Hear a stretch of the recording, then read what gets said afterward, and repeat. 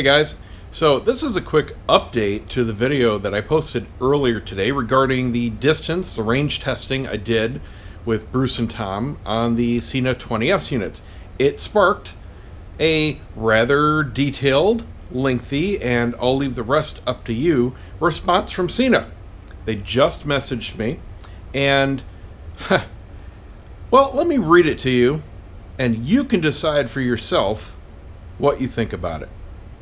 Hello, we would like to provide some more information regarding the video that you have posted titled Comprehensive SENA 20S Range Distance Test Single and Group Pairing Mode. The intercom range stated on our website, is between two headsets with the HD intercom feature disabled, which means they are talking in normal intercom mode, so low quality. Granted, I didn't test that, but I do have to think that would be about the same as the group intercom mode, which goes down to the same quality. Riders will be able to talk to each other up to this distance, meaning 1.2 miles, which is what they currently claim, when they are in direct line of sight and are in an open environment without interference, such as telephone poles, power lines, cars on the road, buildings or other objects that would get between the headsets when riding in an urban or rural area. An environment such as Death Valley, California has the ideal and restricted conditions that allows riders to communicate up to such a great distance. One of the worst environments for the intercom on the 20S for reaching the great distance would be if it's used while riding on multi-lane freeways or highways with a lot of cars on the road due to high amounts of objects that can get in between both of the headsets and the amount of electrical interference on the Bluetooth signal. Fair enough there. That's why I went to a very open area with very little traffic, and we were in direct line of sight with Bruce far off the road with no cars directly in between us. Now here's the thing. How many of us live or ride in an environment such as Death Valley, California? If you're unfamiliar with it, this is what it looks like out there. There's nothing there.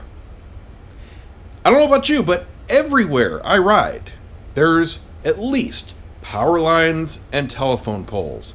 I think it's absolutely ridiculous that they would put those kinds of restrictions, as they call them, on that distance claim. It's just ridiculous. I am half tempted to get a couple of my buddies with boats and go do an open water test, a couple miles offshore. But you know what would happen? They'd then say, oh, sorry, there was electrical interference from the boats. That doesn't count either. So here's a challenge.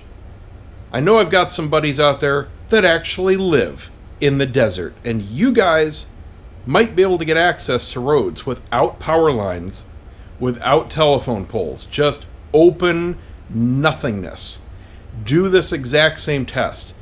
Flash to the latest firmware, 220Ss, antennas up, put it in the normal mode, so the crappy quality mode that none of us want to use, and do this exact same test. But even if it works, what good is it? I want to see, and I think any company that puts out a product like this owes it to the consumer to put out real life numbers. That's fine if you don't want to put out a spec in a multi-lane freeway environment. That's completely fair. Of course, that is degrading the signal. But don't say you have to be in an absolute open environment that only exists for a tiny, tiny percentage of the country. That's ridiculous. Most roads at least have power lines, telephone poles. So that's normal. That is nothing unusual.